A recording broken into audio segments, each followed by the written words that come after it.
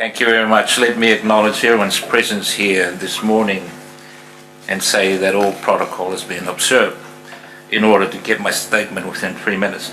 Prime Minister of Fiji, the Honourable Bainimarama, and of course the Chairman, the Minister, Minister Siriratu, congratulations for representing us from the Pacific region, and as being the first small island state to hold the presidency of COP23. Niue stand firm in solidarity with the region Pacific Island countries to prioritise in action the challenges and threats to climate change and fully committed to the Paris Agreement. Niue supports the presidency to stand firm on key principles, progressing implementation of the Paris Agreement as per mandated in order to minimise challenging conditions we are facing today within our region. I am honoured to be here and show our commitment and partnership with the region to ensure our collective strengthen against increasing threats to climate change.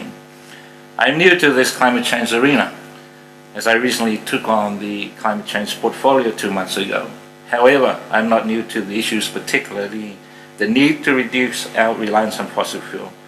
Under my previous portfolio, I launched the Niue Energy Roadmap, which called for 80% renewable energy by 2025. This target is reflected in our INDC, which has now become our national determined contribution when we ratified the Paris Agreement last year.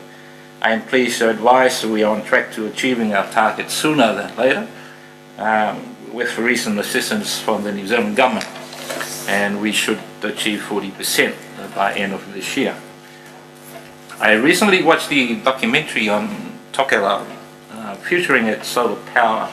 I congratulate Talelagithe for its achieving that goal. However, what really strikes me was despite being 100% renewable energized or energy, Talelagithe is still vulnerable to the onslaughts of severe cyclones. This vulnerability is shared by all of us around here this morning. We have all experienced destructions and severity of changing climates on our islands, threats to our people, our food security, our water security and livelihoods. We are forced to adapt while at the same time trying to mitigate.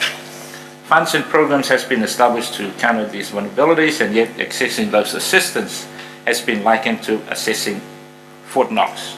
We are forced to look at our traditional and bilateral partners because accessing the global funds is difficult. It is also disheartening to hear certain world leaders deny the notion of climate change, and yet we are living it every day. Niue therefore supports the need for the deliberate and stronger voice on climate change, the need for innovative thinking and actions, and the need for flexibility on those requirements and restrictions. Maybe we need to stop referring ourselves small and replace it with more assertive phrases such as vulnerable ocean states, for example. But ultimately, we need to dictate the rules of the game, and this forum setup is the right direction. As the presidency for COP23, we wish you the very best. Whakawerai.